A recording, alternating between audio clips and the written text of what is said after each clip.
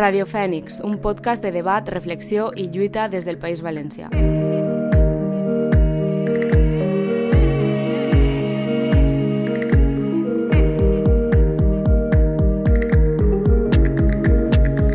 No volem deixar de recordar la causa palestina. Per això, en la passada escola d'estiu de la Fènix vam poder comptar amb Laura Ferre, de BDS País Valencià, i Anna Fornés, del moviment antimilitarista, per plantejar quines conseqüències té el nou escenari bèl·lic mundial al qual les grans potències ens han abocat. La gravació d'aquest episodi es va realitzar en setembre de 2025, en un dels moments més cruels del genocidi israelià sobre la població palestina, però les reivindicacions encara no han cessat. Cal seguir fent pressió per eixir del marc bèl·lic i per reivindicar la llibertat de tots els pobles. Per molt que les notícies hagin apartat del focus, no hi haurà pau sense justícia.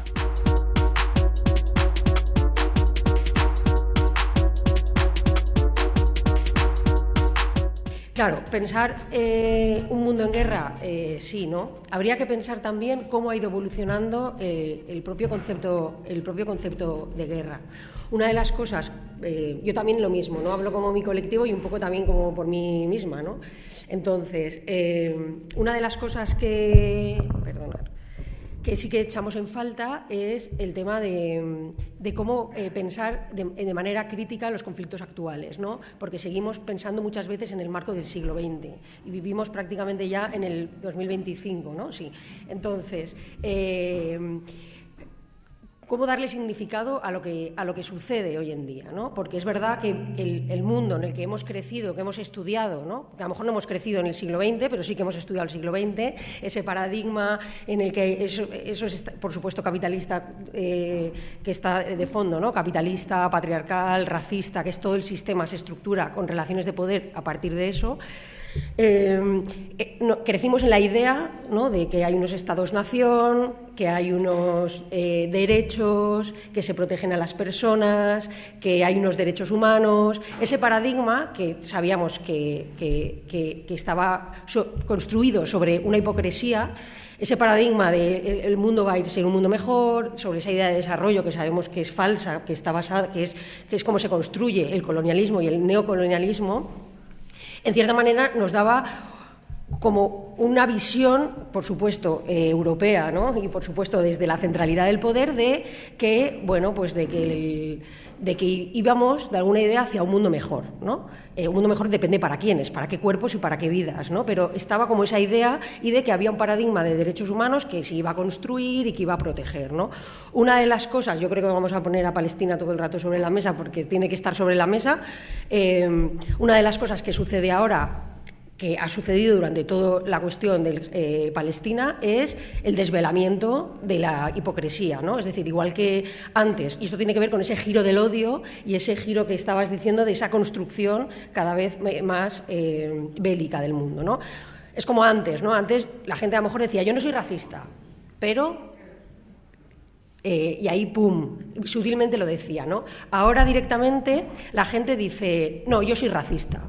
Claro, ese punto de inflexión de decir yo no soy racista, pero a decir no, yo soy racista y lo defiendo, gira el relato y las acciones hacia un mundo mucho más hacia la extrema derecha, hacia el odio y hacia otros sitios, ¿no? El hecho de que Israel... un segundito acabo y hacemos las aportaciones, ¿vale? Es que si no me pierdo yo con la idea. El hecho de que Israel esté actuando impunemente de esa manera, entonces ya se ha caído el velo, o sea... algo que ya sabíamos y que disimulábamos, ¿no? Existen los derechos humanos, nos van a proteger, existen ciertas instituciones, ahora eso ya ha caído. Entonces es un punto de inflexión súper fuerte porque estamos en otro paradigma del sistema mundo en el cual la impunidad está permitida, ¿no? Y eso es muy grave porque tiene unos efectos bestiales sobre el mundo en el que vivimos y vamos a vivir, ¿no? Otra de las cosas que ha sucedido con la evolución de los conflictos armados, en el siglo XX sucede ese proceso en el que la población civil es el objetivo militar, ¿no? Ahora ya directamente vemos cómo los hospitales y la población civil son directamente el escenario de guerra, ¿no? Ya no hay un escenario de guerra aparte del escenario civil, sino que el escenario bélico se ha comido al escenario civil, ¿no? Y eso pues lo estamos viendo, todo todo lo que ha sucedido en Palestina ha sido constantemente un campo de experimentación de otros conflictos armados, ¿no?, que hemos podido ver. Incluso en el caso de Palestina, en el que no es un conflicto olvidado, no es un conflicto ignorado, no es, por ejemplo, Siria ha tenido una guerra civil bestial también con actores internacionales durante más de 10 años y no ha habido este movimiento de poner el foco. O sea, un conflicto donde hay tanto foco, donde hay tanta solidaridad y donde hay tanta visibilidad, se hace, ¿no? Y eso es, evidentemente, nos demuestra en qué paradigma estamos, ¿no? Además, otra cosa que sucede es todo el poder de las transnacionales. O sea, es decir, pensar que el mundo solo se relaciona entre actores de poder públicos como son los estados, eso ya tampoco se da así, ¿no? O sea, hay una hibridación entre todo el sistema capitalista, las transnacionales. Hay transnacionales que tienen mucho más poder que muchos de los estados, ¿no?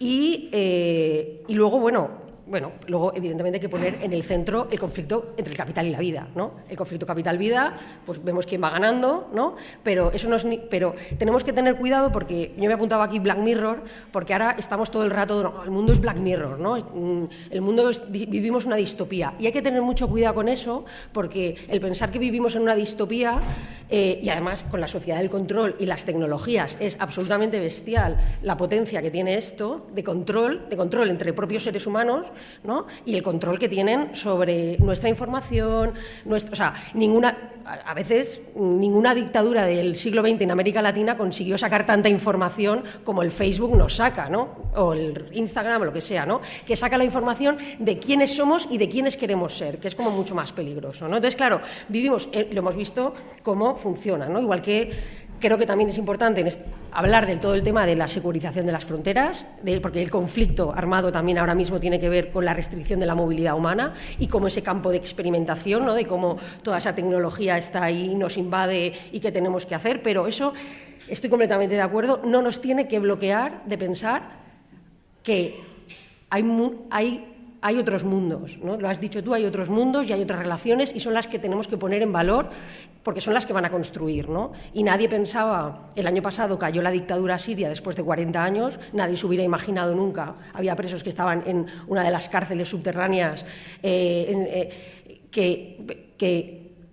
eso sí, iba a haber un momento yo le llamo momentos de oportunidad, ¿no? Momentos en los que os dices, ostras, ¿qué está pasando?, ¿no? Y esos momentos en la historia de la humanidad siempre han existido, como ha dejado pues como las grandes luchas que tienen que ver con la desobediencia civil que vamos a hablar después, ¿no? Y ahí es donde tenemos que ir construyendo, porque si nos quedamos solo en la cuestión fatalista, pues hombre, en el conflicto capital-vida vamos perdiendo, ¿no? Entonces, pero eso no significa que hayamos perdido. Entonces, a mí me parecería como y necesitamos repensar el mundo actual, el siglo XXI, porque seguimos pensando en clave del siglo XX. Y esa es una tarea que nos la tenemos que poner en todo lo que hagamos, porque si no estamos haciendo teorización sobre un mundo que ya no existe, ¿no? Entonces, bueno, esta sería como mi primera aportación. Pues sí, tot això que estàveu dient... Em sentiu? Hola, ara sí. Tot això que estàvem comentant, no, dels mons enfrontats entre si, no, els conflictes que se generen entre aquests mons, el món de la resistència, de la solidaritat, el món capitalista i el de guerra, que aquests conflictes també no són ninguna novetat, no són res nou, i ens podríeu dir així un poquet d'on sorgeix, no, el conflicte, com s'ha afrontat el conflicte anteriorment també.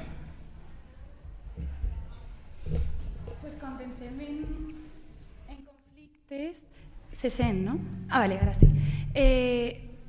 Conflictes ja de moltíssimes tipologies, no? I fer així seria molt reduccionista intentar descriure molt bàsicament.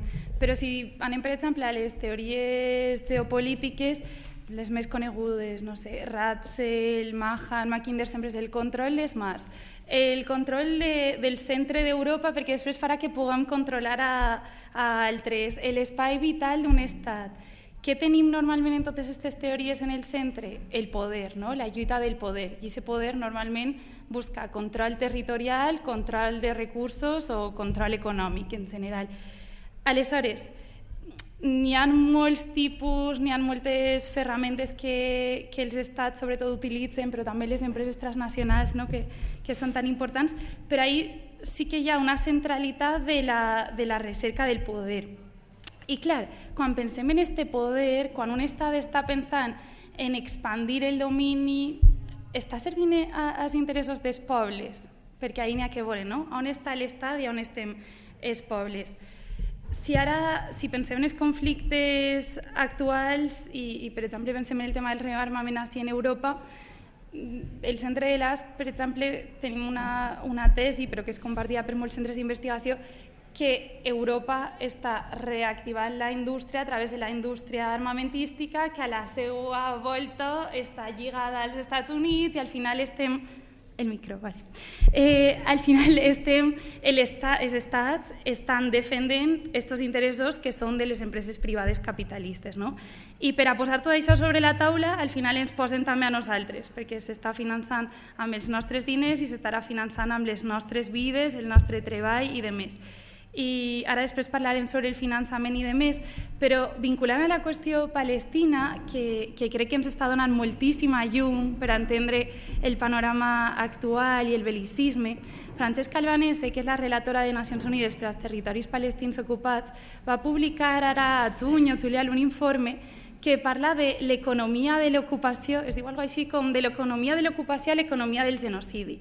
I bàsicament el que explica és com el colonialisme israelià realment es pot entendre o té una part que funciona o que és facilitada a través d'interessos econòmics d'estats i empreses que són els que el fan possible. És a dir, per a que tu puguis mantenir una ocupació, una colonització, tens que tindre empreses que subministren aliances internacionals i demés. I al final el que ella diu és que si Palestina fos una escena d'un crim, ahir n'hi haurien els dits, les huelles de totes nosaltres, no? Perquè al final, i no només en Palestina, però totes tenim un mòbil, i els mòbils d'on venen les terres rares, i són casualment els països on hi ha conflictes, perquè qui ve per a treure recursos d'allí, o l'energia que gastem, a costa de què, com es fa, d'on ve.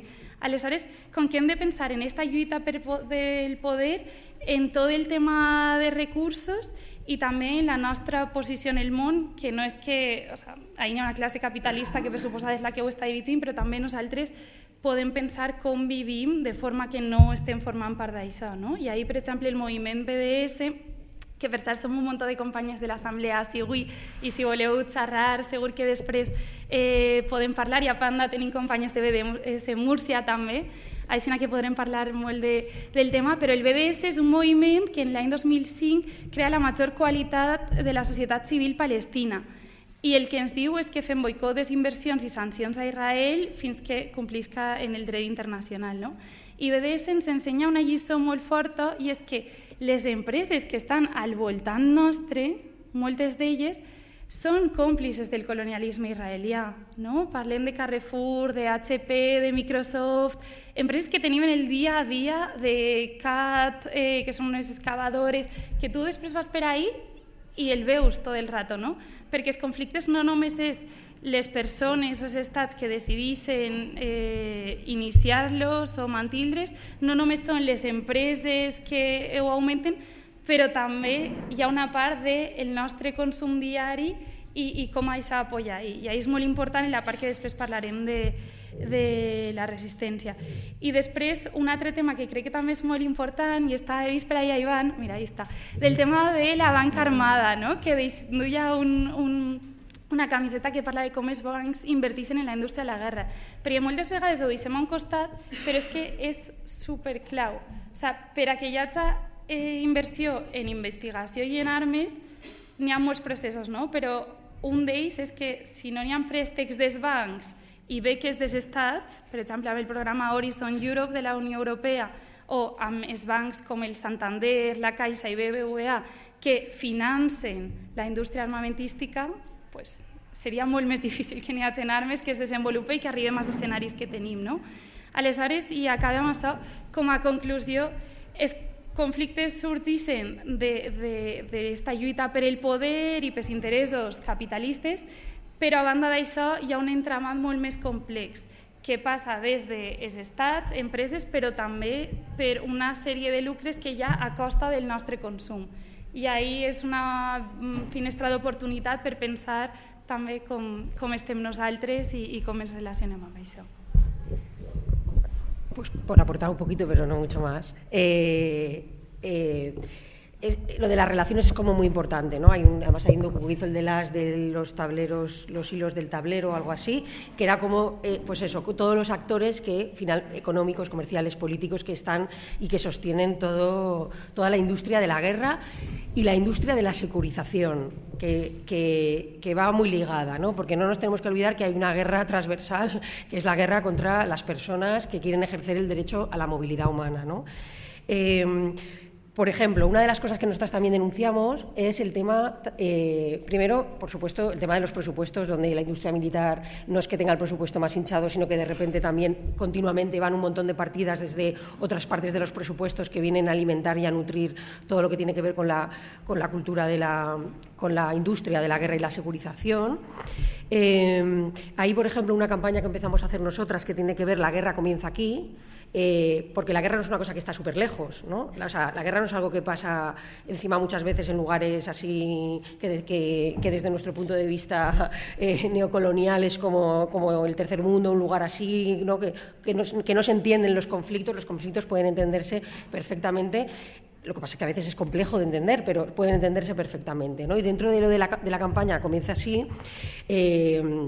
Por ejemplo, el uso de los puertos para el tráfico de armas y el uso de los puertos también para el tráfico marítimo, que es uno de los principales contaminantes que hay en el planeta, ¿no? Que tendríamos que ponerle mucho más foco a qué pasa en nuestros puertos, ¿no? La campaña que empezamos a hacer nosotras en La guerra empieza aquí fue en el puerto de Sagunto, porque en el año 2014 se hicieron las maniobras más grandes, más importantes después de la Segunda Guerra Mundial de la OTAN, se hicieron en el Estado español, prácticamente no se enteró nadie, y entraba el armamento y todos y personal militar desde el puerto principalmente desde Bilbao y desde el puerto de Sagunto, ¿no?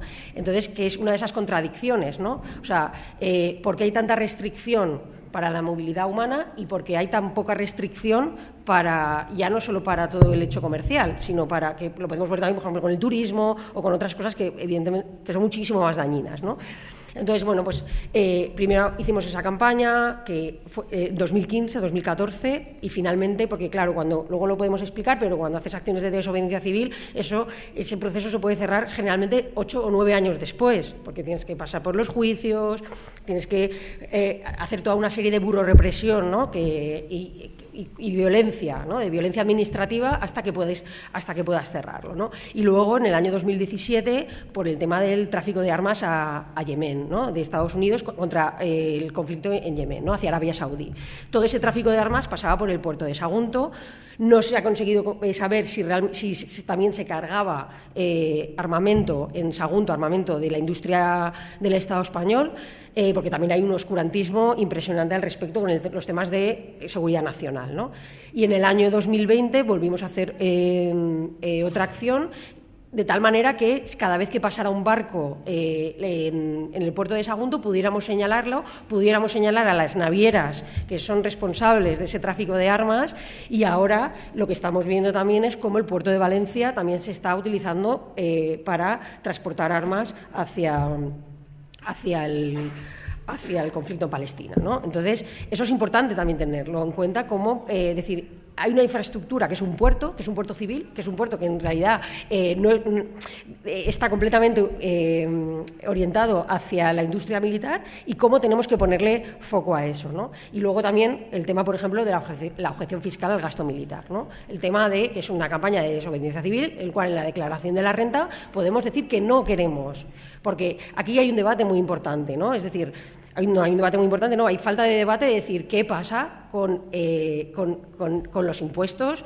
y qué pasa, hacia dónde se destina ese dinero, ¿no? Cuando luego vemos que a lo mejor no puede haber dinero para personal médico, no tenemos dinero para reforzar el sistema educativo, no tenemos dinero para un montón de cosas, pero en cambio cada vez más se sigue aumentando el presupuesto militar, ¿no? Entonces, esas campañas, yo creo que es muy importante que pongamos el foco en que sí podemos hacer cosas. La campaña de boicot, el consumo, decíamos, estamos poniendo sobre la mesa todo el rato el conflicto capital-vida, el capitalismo se sostiene en parte en el consumo, y ahí sí que podemos hacer cambios, ¿no? Y aquí me quedo ya. Continuando. En això que estaves dient, no? de tot aquest augment de la despesa militar i com aquesta despesa també extreu, no? Recursos per a la classe treballadora, és com afecta aquest augment, no? De la despesa militar i la carrera armamentística a la població com nosaltres, no? Com ens desprotegeix?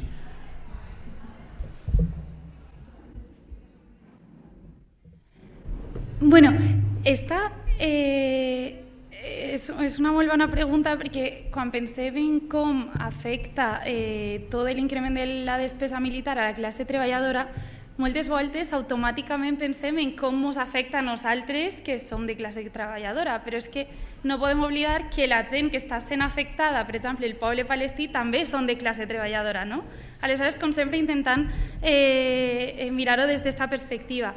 Aleshores, al món complet ens afecta des del que estem veient al genocidi en Palestina fins el que vivim ací.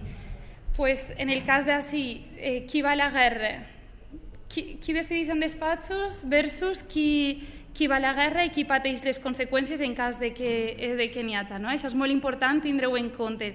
I ara ho estem veient moltíssim, per exemple, en el cas ucraïnès, en tots els mercenaris que venen des de països, per exemple, de Colòmbia o d'altres regions de la Via Yala, que van per diners, perquè es fan falta diners per a sustentar. Mentre als ports, almenys en Barcelona, en València no m'he fijat, però n'hi ha iates de gent que ve d'aquest territori que està en conflicte. Aleshores, la guerra i el bel·licisme és una qüestió de classe sempre.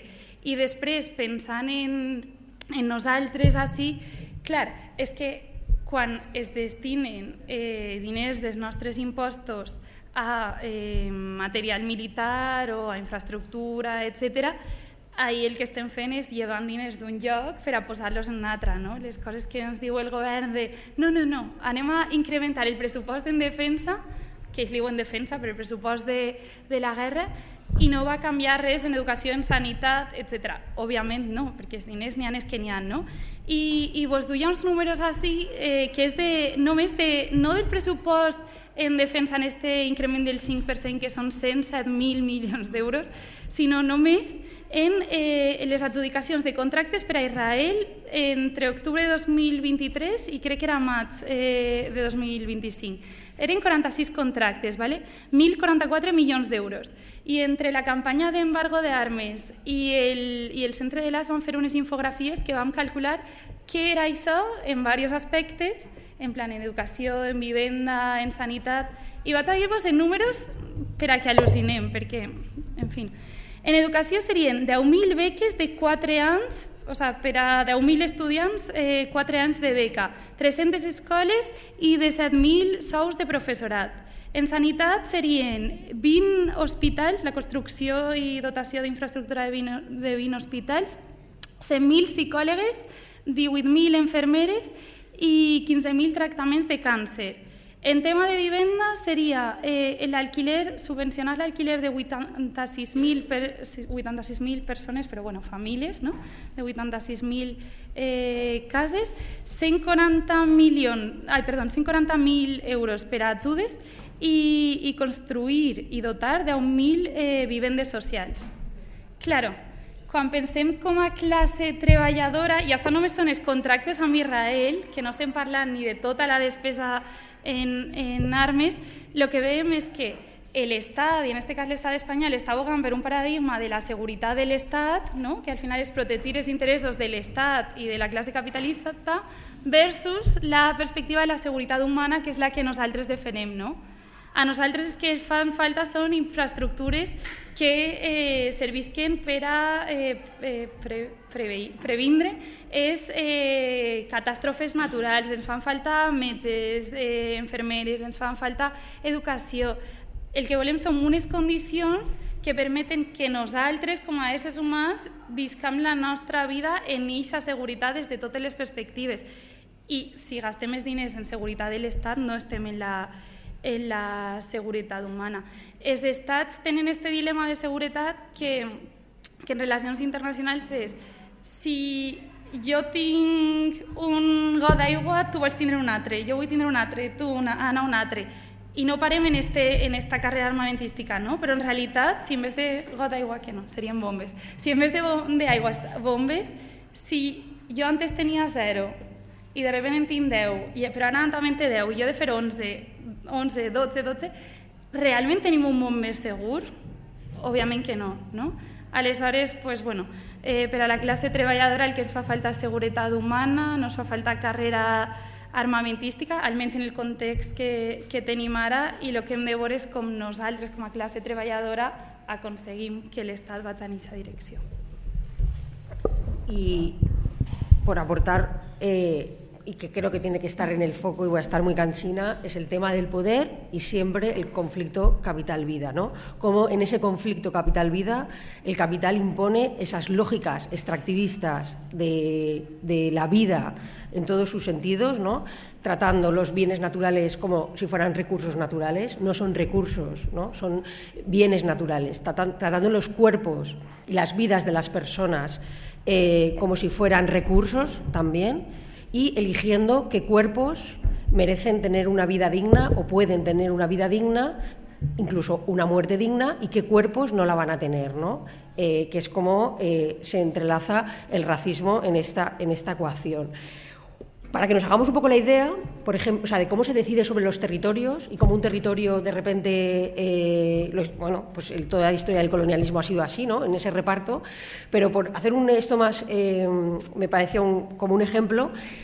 En los países del sur de Europa hemos visto vimos en las crisis múltiples de 2008 cómo se empobreció.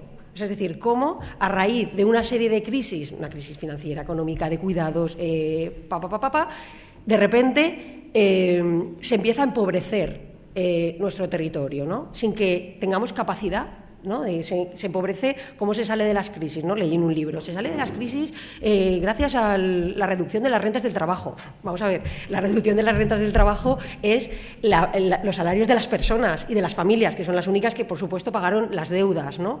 Entonces, así es como funcionan las lógicas, ¿no? En un territorio, cómo se interviene sobre cualquier tipo de vida que haya ahí, ¿no? Entonces, o por ejemplo, temas importantes, ¿no? La cuestión del Estado español es el principal vendedor de armas a Marruecos. Hay una cláusula por la cual no se pueden utilizar en el norte de Marruecos, claro. ¿Y dónde se van a utilizar esas armas? Evidentemente en el conflicto del Sáhara, ¿no? Entonces, claro, toda esta industria tiene un impacto directo sobre la vida de personas, ¿no? Y sobre la cuestión migratoria, que también yo muchas veces digo, la movilidad humana forma parte de la condición humana. Los seres humanos siempre se han movido por el planeta. Lo que ha cambiado es el sistema del control de fronteras. Realmente lo que ha cambiado a partir del siglo XX es el sistema de fronteras, y ahora mismo lo que está cambiando con las tecnologías y con la industria militar, que está enfocada, la industria militar, prima hermana de la industria de la securización, lo que está haciendo también es controlar esos cuerpos de esos territorios para que sigan siendo recursos, ¿no? Entonces, bueno, evidentemente, ¿cómo afecta a la vida de las personas? Pues se nos reduce al concepto de recurso, porque somos recursos, ¿no? Ahora mismo. Entonces, ahí es una de las claves que también tendríamos que ver para dar la vuelta en ese conflicto capital-vida, es de cómo poner la vida en el centro, más allá de un eslogan, cómo hacer que realmente dejemos de ser un recurso.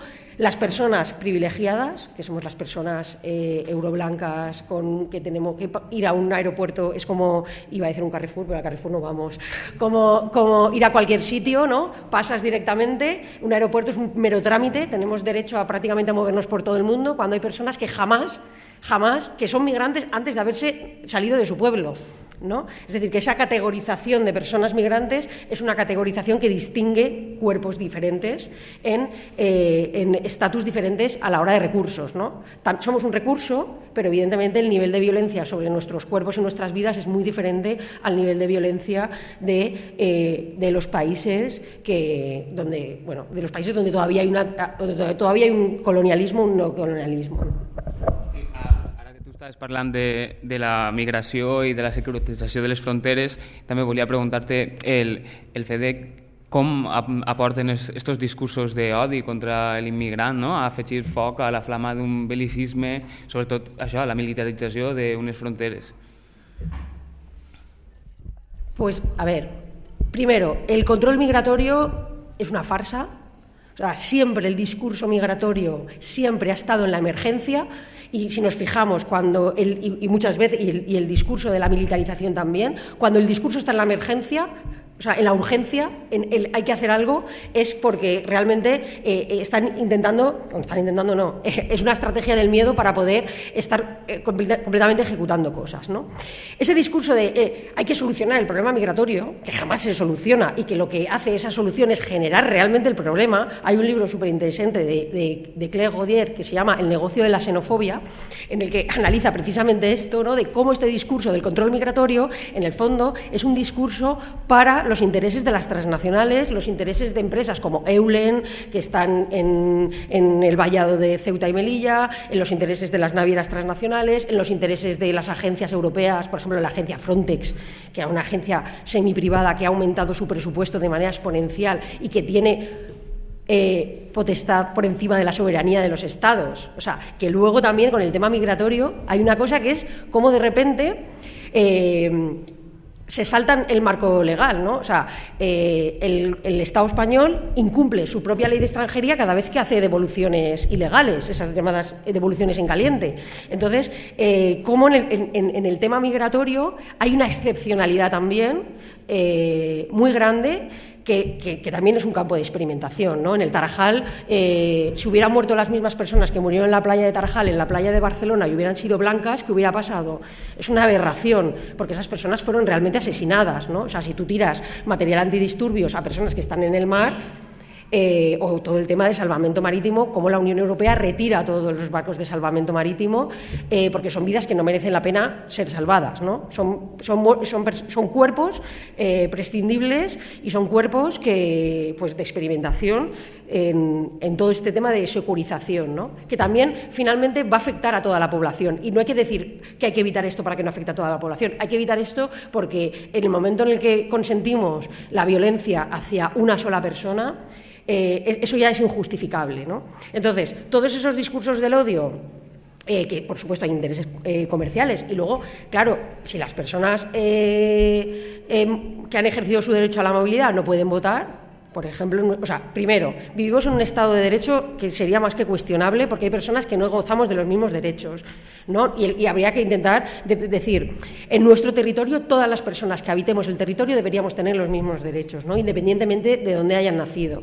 Pero claro, como las personas migrantes, bueno, votan cuando ya consiguen pasar ese juego, ¿no? De hace unos años, el Jueves, sacó un juego de la OCA, como de la migración, ¿no? En el que, pues, es un poco juego de la oca, caes en una casilla mala y tiras para atrás, no puedes pagar una tasa, tiras para atrás, todo el negocio, porque todo el negocio que los estados sacan de los visados es espectacular, y de las tasas relacionadas con la migración es espectacular. Entonces, como no pueden, no son un sujeto político, no son considerados un sujeto político, pues se utiliza como pues como el chivo expiatorio, ¿no?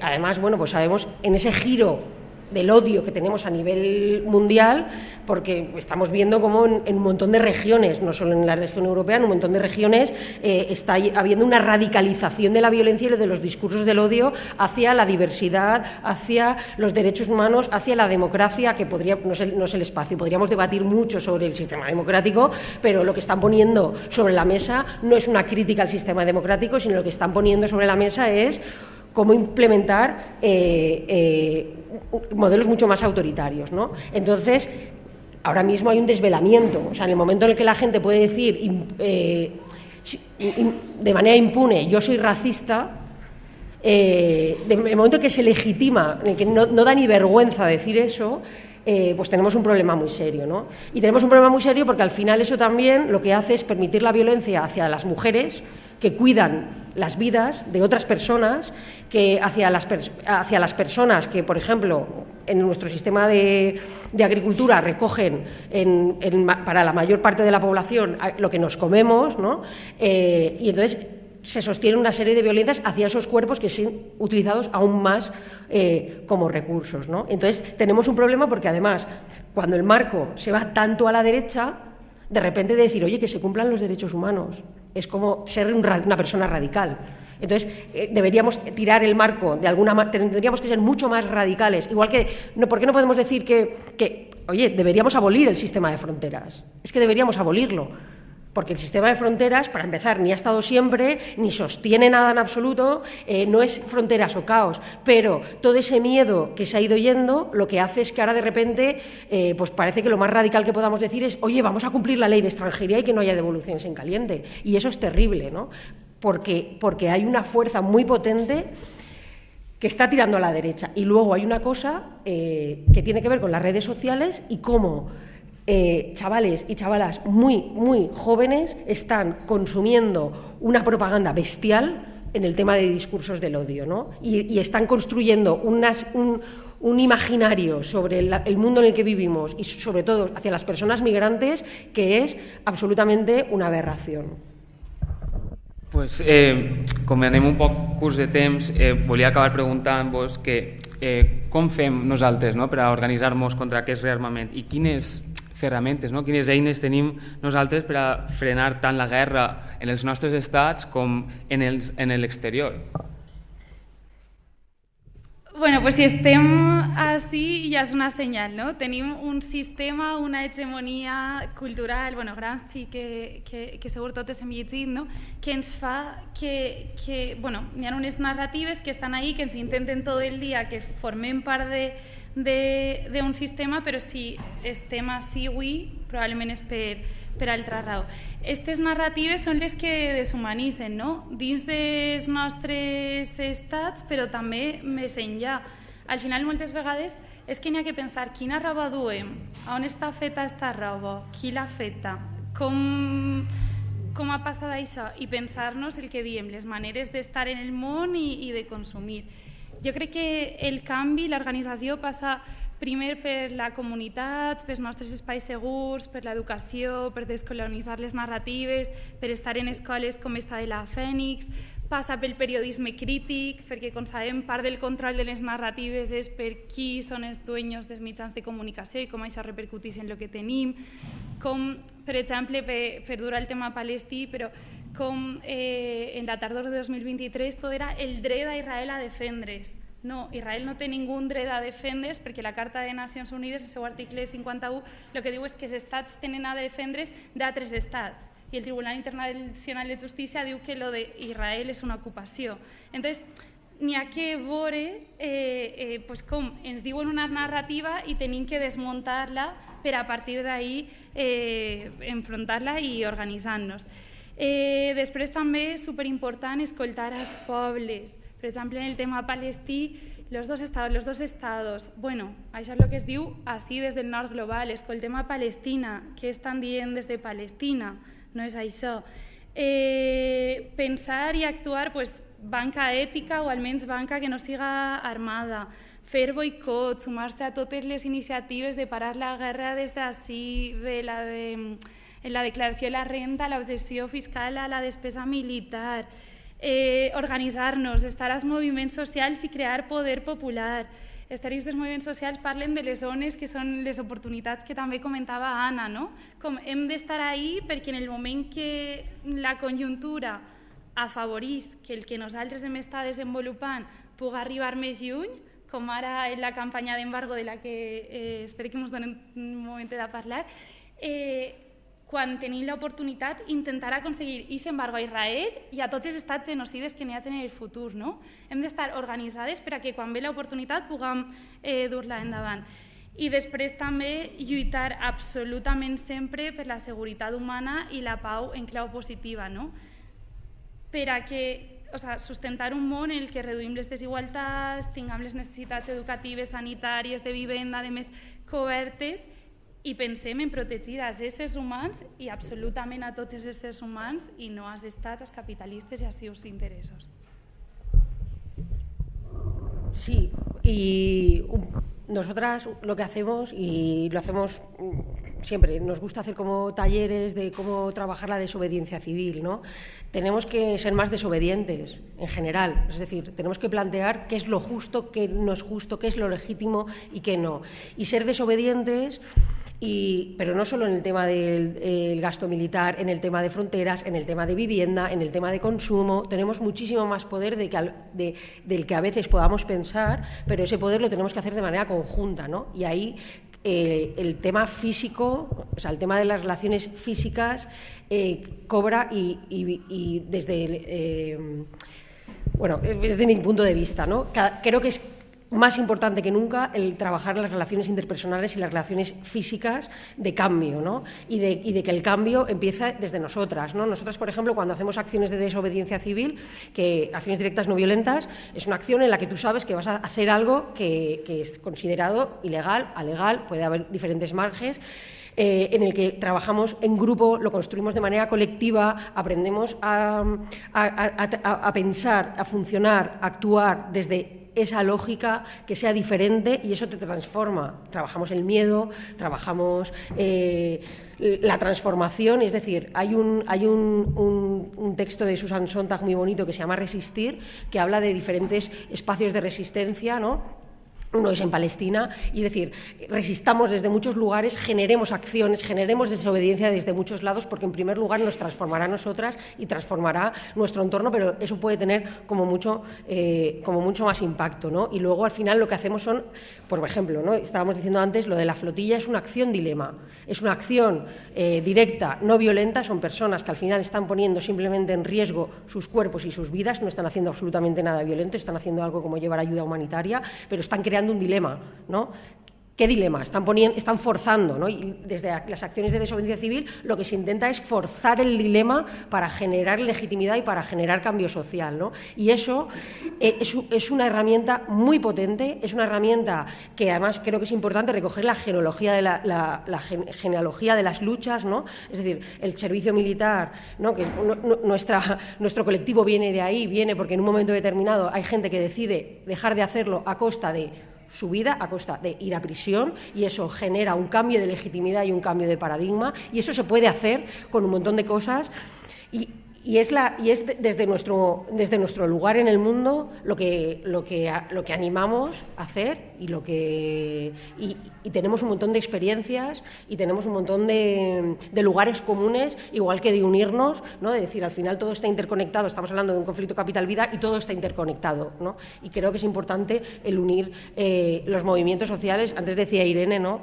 Decía, oye, somos una radio comunitaria, tenemos que dar voz a los diferentes movimientos, pues creo que es muy importante también entender las diferentes luchas y dar voz de donde estemos, ¿no? Para que se conozca y para que no estemos pensando que el mundo es Black Mirror, porque el mundo es más allá de Black Mirror.